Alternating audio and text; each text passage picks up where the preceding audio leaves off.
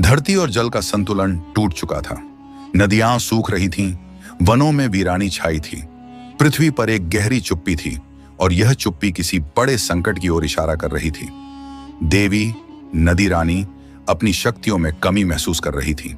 आकाश में अंधकार घना हो गया था और धरती के दिल में एक चुपचाप दर्द बढ़ता जा रहा थुसेश। तभी उसे एक प्राचीन रहस्य का पता चला, एक ऐसी कथा जिसका उल्लेख बहुत कम जगहों पर था। यह कथा कहती थी कि बेलकुमारी से विवाह करने से धरती और जल के बीच का संतुलन फिर से लौट सकता है। बेलकुमारी जो धरती की आत्मा से उत्पन्न हुई थी, पृथ्वी के हर अंग में जीवन का संचार करती थी। लेकिन यह विवाह केवल प्रेम का मिलन नहीं था, बल्कि एक खतरनाक शक्ति को भी जागृत करने का कारण बन सकता था। नदी रानी को इस मिलन के लिए राजी होना पड़ा क्योंकि उसके पास और कोई रास्ता नहीं था। लेकिन क्या वह जानती थी कि इस विवाह के साथ एक खतरनाक शक्ति भी जागृत हो जाएगी? क्या वह इस शक्ति को काबू कर पाएगी या फिर वह उसके अस्तित्व को ही मिटा देगी? नदी रानी ने बेलकुमारी से मिलने का निश्चय किया। वह जल की देवी थी और उसकी धारा में शक्ति थी, लेकिन अब वह यह जानती थी कि केवल जल की शक्ति से पृथ्वी को बचाया नहीं जा सकता।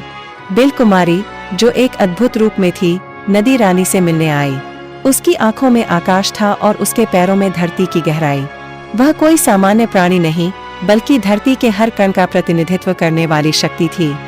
तुम मुझे क्यों बुला रही हो, नदी रानी? बेलकुमारी ने अपनी गहरी रहस्यमयी आवाज में पूछा।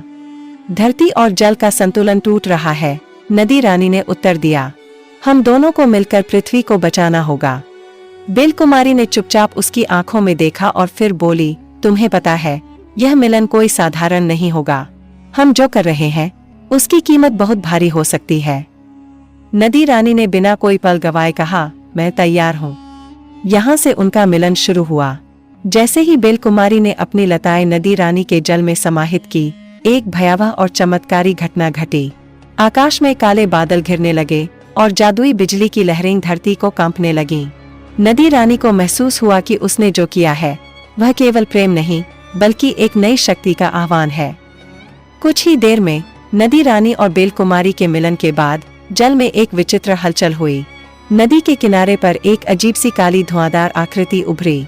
यह आकृति धीरे धीरे बड़ी होने लगी, जैसे कोई पुरानी शक्ति जागृत हो रही हो। नदी रानी की आंखों में डर साफ दिखने लगा। यह क्या है? उसने चुपचाप पूछा। बेलकुमारी ने कुछ देर के लिए चुप्पी साध ली, फिर धीरे से कहा, यह वह शक्ति है जिसे हम दोनों ने जागृत किया है। ये शक्ति जलदूत की नहीं, बल्कि उससे कहीं अधिक पुरानी और घातक शक्ति है। जैसे ही बेलकुमारी ने यह कहा, जल में एक विकराल रूप सामने आया। यह रूप इतना भयावह था कि दोनों को लगने लगा कि यह शक्ति अब पूरी धरती के लिए खतरा बन सकती है। हमने जो किया वह हमारे नियंत्रण से बाहर हो सकता है, बेलकुमारी ने घबराते हुए कहा। नदी रानी के हाथों में कंपी थी। क्या इसका समाधान है? उसने पूछा। समाधान? इसका समाधान तब होगा जब तुम इसे समझ पाओगी, बेलकुमारी ने कहा। लेकिन तुम्हें नहीं पता कि यह संकट और बढ़ सकता है। नदी रानी और बेलकुमारी दोनों को एहसास हुआ कि उनके द्वारा किया गया मिलन केवल एक शक्तिशाली रिश्ता नहीं, बल्कि एक ऐसी शक्ति का जन्म था जो अब पूरी धरती को निगल सकती है।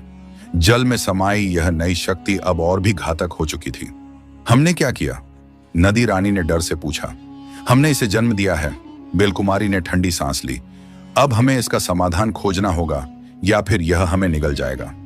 नदी रानी और बेलकुमारी को महसूस हुआ कि यह संकट अभी खत्म नहीं हुआ है, बल्कि यह तो बस शुरुआत थी। जल और धरती के बीच यह मिलन एक खतरनाक भविष्य की ओर इशारा कर रहा था। क्या यह मिलन धरती को बचा पाएगा या यह उसे नष्ट कर देगा? क्या वे दोनों मिलकर इस शक्ति को काबू कर पाएंगे या यह पूरी पृथ्वी को निगल जाएगी? To be continued.